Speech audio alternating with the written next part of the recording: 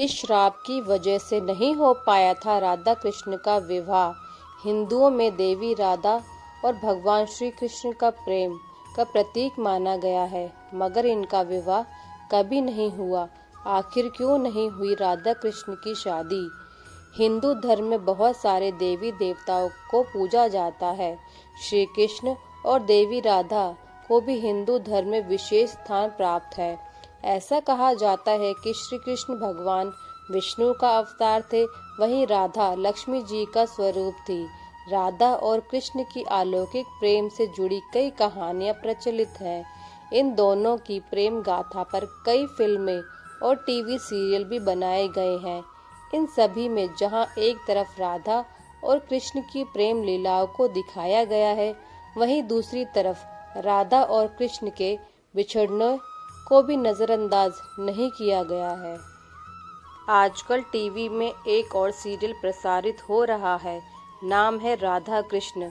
श्री कृष्ण और राधा की अनोखी प्रेम कहानी पर बने इस सीरियल को लोग काफी पसंद कर रहे हैं। अब तक इस सीरियल में राधा और कृष्ण की प्रेम लीलाएं दिखाई गई हैं। यहाँ तक कि दोनों के विवाह की बातें भी हुई और तैयारियां भी। मगर सीरियल में एक मोड़ ऐसा भी आया जब राधा और कृष्ण का ना तो विवाह हुआ और उन्हें एक दूसरे से अलग भी होना पड़ा। वास्तव में भी राधा कृष्ण से जुड़ी कथाओं में भी यही सुनने को मिला है कि राधा और कृष्ण ने एक दूसरे से कभी विवाह नहीं किया। मगर सभी यह भी जानना चाहते हैं कि आखिर ऐसा क्यों हुआ, इसकी वजह क्या थी जो राधा और कृष्ण का विवाह नहीं हुआ। क्या है कथा? शो की शुरुआत में दिखाया गया है कि भगवान श्री कृष्ण के परम भक्त श्री धामा जब उनके दर्शन के लिए गोकुल पहुंचते हैं तो वह अपने आराध्य को पुकारते हैं। बहुत पुकारने पर भी उन्हें श्री कृष्ण के दर्शन नहीं होते। जब वह नारद जी के पास जाकर इसका कारण पूछते हैं, नारद उन्हें बताते हैं कि आप अधूरा नाम ले रहे हैं। गोकुल में श्री कृष्ण से पहले आपको श्री कृष्ण प्रेमिका राधा रानी का नाम लेना होगा। श्री धामा को नारद मुनि की बात समझ नहीं आती है। वह किसी तरह से अपने आराध्य के दर्शन करते हैं, उन्हें भोग में माखन चढ़ाते हैं। मगर जब श्री धामा देखते हैं कि राधा ने उन्हें अपना झूठा माखन खिला रही है और उन्हें क्रोध आ जाता है। वह श्री कृष्ण से पूछते हैं प्रेम और भक्ति में क्या श्रेष्ठ है।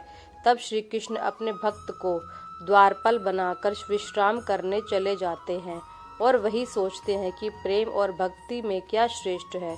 श्री कृष्ण को जब कुछ समझ नहीं आता तो वह राधा को याद करते हैं और राधा भी उनके पास दौड़ी चली आती है, मगर श्री धामा उन्हें अंदर नहीं जाने देते।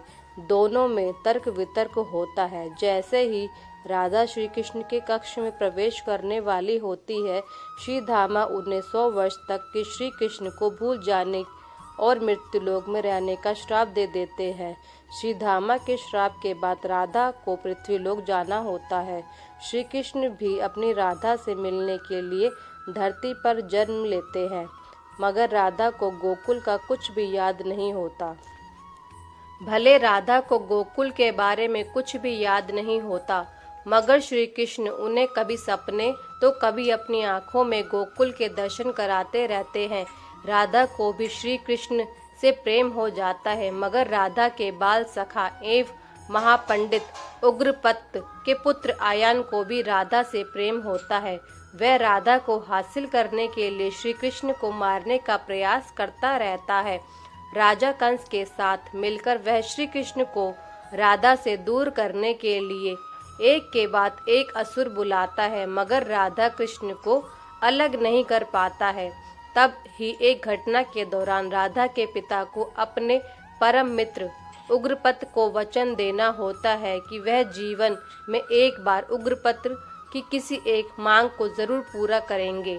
मौका आने पर उग्रपत अपने बेटे आयान का विवाह राधा से करने की बात रखते हैं, मगर राधा के पिता राधा का विवाह श्री कृष्ण से ही कराना चाहते हैं और अपना वचन पूरा नहीं कर पाने के लिए वे संन्यास लेने की घोषणा करते हैं। तब ही श्री कृष्ण को गोकुल में श्री धामा द्वारा राधा को दिया श्राप याद आता है। श्री कृष्ण इस बात का जिक्र राधा से करते हैं और विवाह को न करने की बात रखते हैं। इसके साथ ही वे राधा को पुत्री धर्म निभाने के लिए भी कहते हैं। राधा अपने पिता का नाम रखने के लिए श्री कृष्ण की जगह अपने बाल सखा आयान से विवाह कर लेती है और श्री कृष्ण भी अपना कर्म करने के लिए वृंदावन से मथुरा चले जाते हैं। इस तरह राधा और कृष्ण कभी भी एक दूसरे से विवाह नहीं कर पाते हैं।